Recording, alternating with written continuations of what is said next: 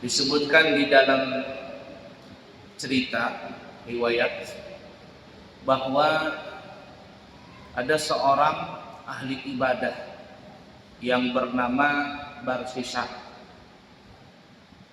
Dia mempunyai murid sebanyak 70.000 dan semua muridnya itu mempunyai karamah bisa terbang. Kalau muridnya yang 70.000 itu saja bisa terbang, pertanyaannya bagaimana dengan gurunya? Dan semua itu adalah karena dari kekuatan ibadahnya Barsisah kepada Allah Ta'ala. Kemudian begitu hebatnya Barsisah ini beribadah, tapi disayangkan dia tidak punya ilmu. Dia rajin ibadah tapi tidak pakai ilmu. Nah, di saat itu para malaikat kagum dengan kehebatan ibadahnya Barsisah ini sampai mengalahkan ibadahnya para malaikat. Malaikat mengatakan, hebat Barsisah ini. Dia sangat kuat ibadahnya melebihi kita semua. Intinya malaikat memuji dengan kehebatan ibadahnya Barsisah. Lalu Allah Subhanahu wa taala mengatakan kepada malaikat-malaikatnya, wahai malaikat-malaikatku, kalian jangan terpesona dengan apa yang kalian dari zahir ibadahnya Barsisah. Karena aku lebih tahu tentang apa akhir daripada hayatnya Barsisah ini. Para malaikat bertanya, bagaimana akhir hayatnya? Wahai Allah Ta'ala, maka Allah mengatakan bahwa Barsisah ini nanti mati bukan dalam keadaan beriman. Ya, bayangkan, kalau orang ahli ibadah saja bisa mati dalam keadaan tidak beriman, bisa jadi naudzubillah min dzalik maksudnya ya. Naudzubillah min dzalik kalau seandainya kita yang kurang ibadah ini. Bagaimana dengan kematian kita? Ala kulli hal, kita kembali ke cerita. Jadi Allah mengatakan bahwa akhir hayat Barsisah ini mati dalam keadaan tidak beriman. Sehingga malaikat pada saat itu sangat heran, kok bisanya nanti dia mati tidak beriman, padahal dia ahli ibadah. Nah, kebetulan pada saat itu iblis mengetahui apa yang difirmankan oleh Allah kepada malaikat bahwa Barsisah ini mati dalam keadaan tidak beriman. Maka iblis, musuh bebuyutan manusia, dia ingin menggoda Barsisah ini agar dia mati dalam keadaan tidak beriman. Ringkas kata, datanglah iblis ini ke tempat pesantren lah bahasa kitanya ya. Pesantrennya Barsisah. Iblis ini dia menyerupai seperti orang yang ahli ibadah. Dia minta izin kepada Barsisah, bertamu dan meminta izin kepada Barsisah agar dia diangkat sebagai muridnya dan bisa beribadah juga di pesantrennya Barsisah itu.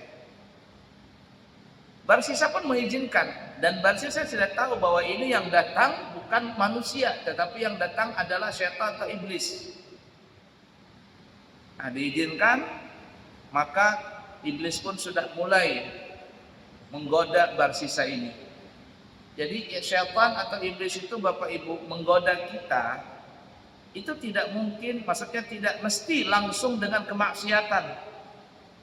Kalau potongan-potongan kayak ulama, potongan kayak ustadz, itu mungkin digodanya nggak mungkin digoda sama syaitan dengan minuman khamar, dengan berzina, dengan apa. Tapi terkadang iblis itu menggoda seseorang tadi dengan dibuai ibadah, dibuai dengan keenakan, kesejukan dalam ibadah, dan saat itu timbullah perasaan-perasaan yang tidak baik, dan itu akan menggugurkan daripada pahala ibadah tadi. Pintar iblis itu, 1001 cara dia menggoda kita agar mau ikut menjadi pengikutnya dan bersama dia di neraka.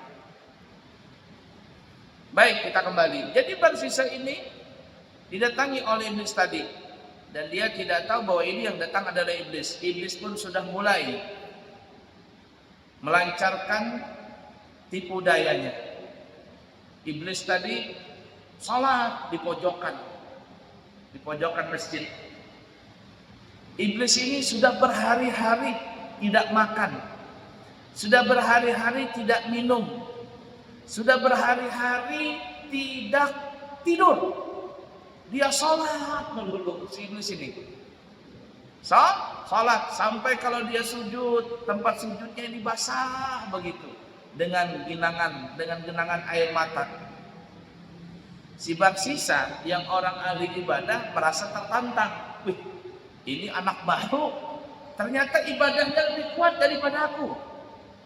Aku bisa makan, bisa minum, bisa capek, bisa tidur. Lah ini orang tidak makan, tidak minum, tidak tidur, salat melulu, dan dia selalu menangis seakan-akan khusyuk di dalam salatnya. Nah, terpesona sudah Barsisa ini, dan situlah godaan iblis tadi.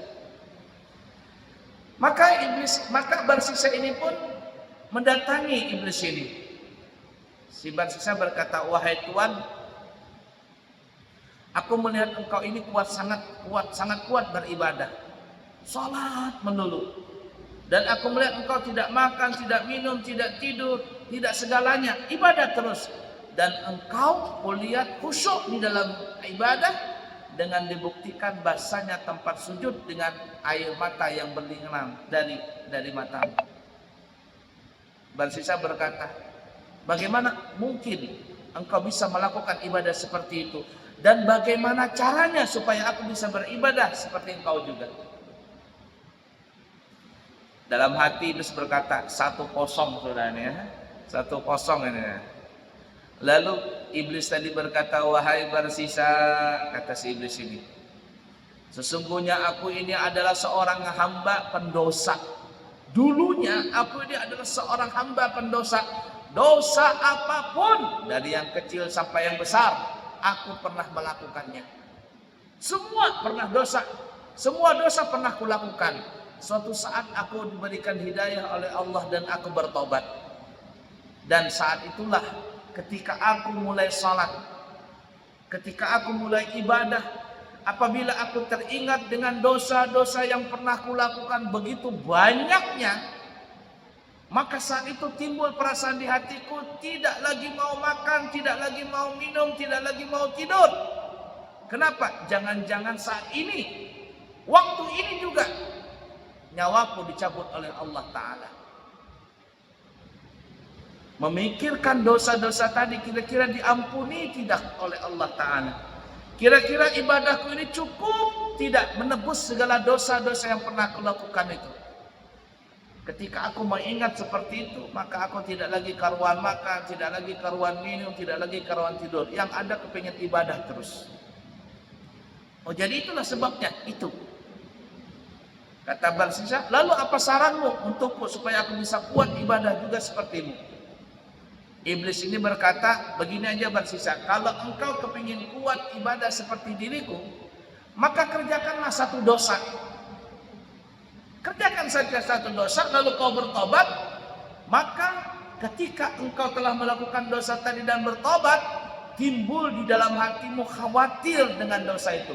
Jangan-jangan dosa ini tidak diampuni oleh Allah. Jangan-jangan pahala dari ibadah ini tidak ada."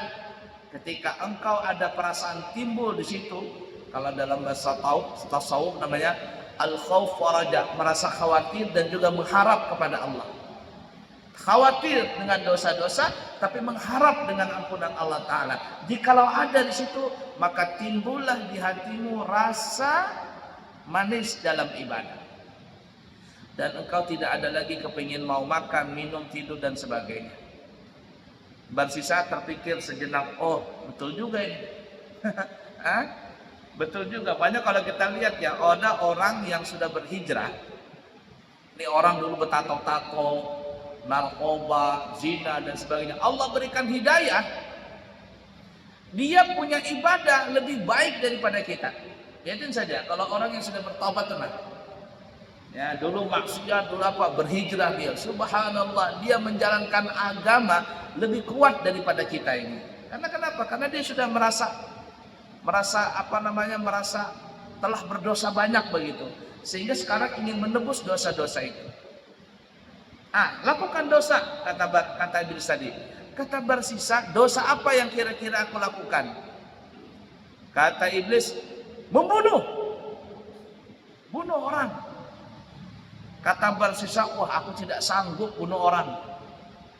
Jangankan bunuh orang, ngelihat darah aja nggak kuat. Dan dosa membunuh itu terbagi menjadi dua, dosa kaitan kepada Allah dan dosa kaitan kepada makhluk Allah Ta'ala.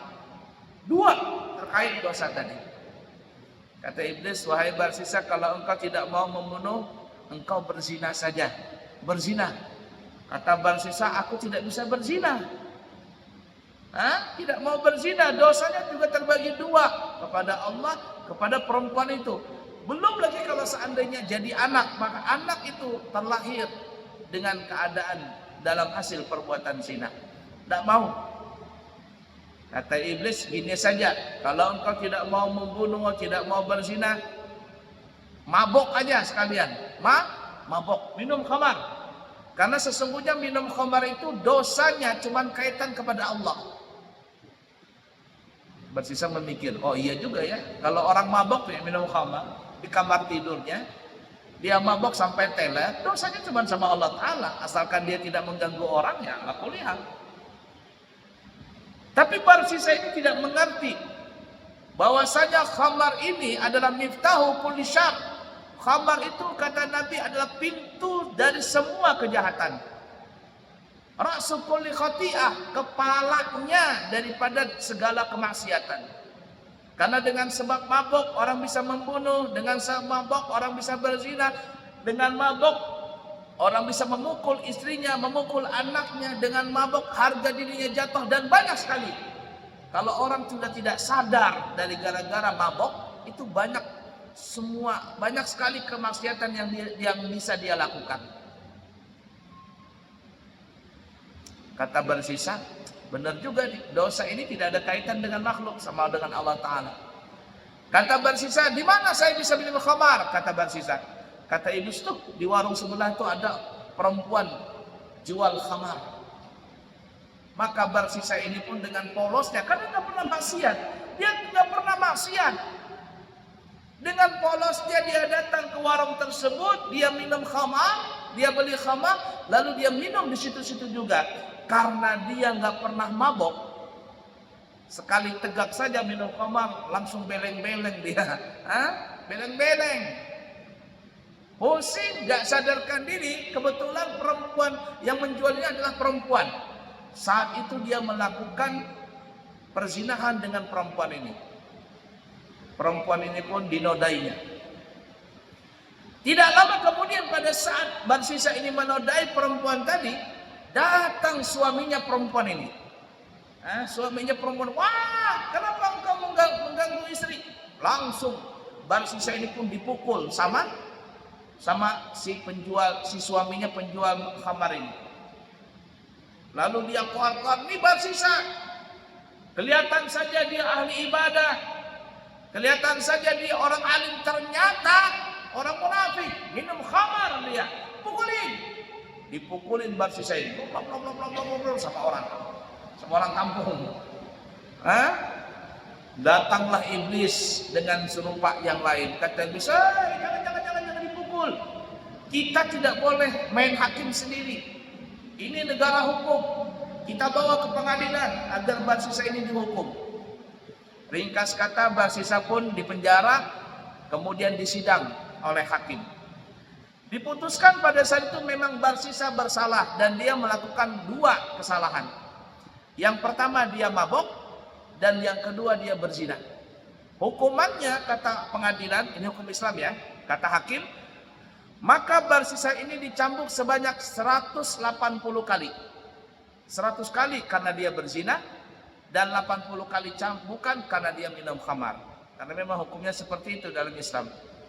Orang berzina, kalau dia belum pernah menikah nih, maka dihukum dengan cambukan 100 kali. Kalau orang minum khamar dicambuk dengan cambukan 80 kali. Jadi totalnya 180 kali. Bar sisa pun ditaruh di lampu merah, bahasanya di tengah-tengah situ. Jadi dari manapun arah orang bisa melihat. Bar sisa disalib, dicambuk sebanyak 180 kali cambukan. Dicambuk oleh Al-Ghadab. Murid-muridnya yang 70.000 orang itu semua nggak bisa berkutik. Dan gara-gara kesalahan dari bar sisa, semua muridnya tidak ada lagi yang bisa mempunyai karamah terbang. Semuanya gugur. Dan saat itu orang-orang melihat bar sisa disiksa, dicambuk, dan orang-orang semuanya mencemooh kepada bar sisa tadi. Tidak ada satupun orang-orang yang membantu bar sisa tadi. Tidak ada satupun orang yang merasa kasihan dan iba kepada bar sisa. Hatta murid-muridnya pun juga tidak ada yang kasihan dengan bar sisa. 180 kali cambukan, bar sisa tetap tergantung di padang salib tadi. Orang-orang pada mencemooh semua. Tapi datanglah iblis dengan rupa yang lain. Dengan rupa yang lain. Kata iblis, wahai bar sisa, bagaimana keadaanmu sekarang? Tidak ada satupun orang yang menolongmu. Tidak ada satupun orang yang iba kepadamu. Bahkan satupun muridmu tidak ada yang mampu dan tidak ada yang mau menolongmu. Kalau engkau mau bersisa, aku akan menolongmu. Turun dari tiang gantungan ini, tiang salib ini. Aku saja, kata iblis ini. Aku akan turunkan engkau dari tiang salib ini. Kata bersisa, kalau engkau memang mau menolongkan aku, terima kasih. Tapi kata iblis, ada syaratnya. Apa syaratnya, kata bersisa? Syaratnya engkau sujud kepadaku, kata iblis. Engkau sujud, sekali aja sujud. Kata bersisa, bagaimana mungkin aku sujud sedangkan aku dalam keadaan terikat? Aku dalam keadaan terikat. Kata iblis, tidak usahlah engkau sujud seperti halnya orang sujud salat. Cukup engkau menundukkan kepalamu sebagai bukti engkau sujud hormat kepadaku. Maka pada saat itu para jamaah dikatakan bar sisa pun menundukkan kepalanya. Ketika dia menundukkan kepalanya karena bar sisa memang sudah capek, datanglah malaikat Israel mencabut nyawanya bar sisa dan dia sujud dengan menundukkan kepalanya sebagai penghormatan dan penyembahan dia kepada iblis. Yang tadi dia beriman, tapi di akhir hayatnya mati bukan dalam keadaan beriman, tetapi mati dalam menyembah kepada iblis. Na'udzubillahi min dzalik. Apa yang kita ambil dari masalah ini? Banyak sekali hikmah yang kita ambil dari masalah ini, tapi yang paling mudah kita ambil daripada hikmah ini adalah bahayanya orang yang mabok-mabokan. Sekarang kita di Indonesia ini, na'udzubillah min dzalik, sangat banyak sekali minuman khamar. Dan minuman khamar itu sudah tersedia di mana-mana, terutama di hotel-hotel berbintang, di kafe-kafe yang mempunyai izin. Ya. Biar bebuihan ulama mengatakan khamar adalah dilarang sama Allah. Tetapi kalau pabriknya tidak ditutup, apalagi bayar pajak, gedenya pajaknya, percuma. Tetap saja dilakukan orang. Nah, satu-satunya jalan untuk membentengi itu semua, kuatkan iman kita, jaga kita, dan jaga keluarga kita dari apa saja yang bisa menjerumuskan ke dalam perbuatan yang dilarang oleh Allah. Qu anfusakum wa ahlikum nara. Jagalah dirimu dan keluargamu dari api neraka. Artinya dari perbuatan yang bisa memasukkan ke dalam api neraka. Apalagi kita di Balikpapan ini, Masya Allah, kotanya sudah mulai banyak sekali manusia. Ya, datang dari mana-mana orang datang ke Balikpapan, bahkan sekarang katanya sudah hampir 1 juta penduduknya. Saking banyaknya penduduk itu. Sudah bermacam-macam di kota kita yang katanya kota beriman, tapi juga bermacam-macam sudah mulai timbul kemaksiatan. Tidak lain dan tidak bukan, membentengi iman kita itu adalah dari kita sendiri dan keluarga kita. Dan insya Allah dengan iman, Islam, ihsan dan takwa yang kuat, kita dan keluarga kita dibantu oleh Allah Subhanahu wa taala agar tidak terjerumus dalam perbuatan maksiat. Jamaah sekalian yang disayangi Allah dan dicintai Allah, kiranya cukup sekian dan inilah yang kami bisa sampaikan. Semoga Allah Subhanahu wa taala memberikan hidayah kepada kita agar kita selalu berjalan di jalan yang diridhoinya. Allah tetapkan iman, Islam, ihsan, takwa di dalam diri kita, dalam hati kita, sanubari kita. Begitu juga keluarga kita, anak, istri, dan semua suami kita, serta orang-orang yang telah berbuat baik kepada kita. Semoga Allah selamatkan kita semuanya dari dunia hingga akhirat, mati husnul khatimah dengan mengucapkan kalimat tauhid la ilaha illallah Muhammad Rasulullah sallallahu alaihi wasallam. Kubur kita menjadi kebun daripada kebun surga, dan insyaallah kita mendapat syafaat Nabi Muhammad sallallahu alaihi wasallam kelak nanti di akhirat, masuk surga tanpa hisab bersama kekasih kita Nabi Muhammad sallallahu alaihi wasallam, dan bertetangga dengan beliau di surga firdausnya Allah yang maha tinggi. Amin amin Allahumma amin ya rabbal alamin. Wassallallahu ala sayyidina Muhammadin wa ala alihi wasallam. Alhamdulillahirabbil alamin. Wa akhiru kalam subhanakallahumma wa bihamdika asyhadu an la ilaha illa anta astaghfiruka wa atubu ilaik. Wa akhiru kalam wassalamu alaikum warahmatullahi wabarakatuh.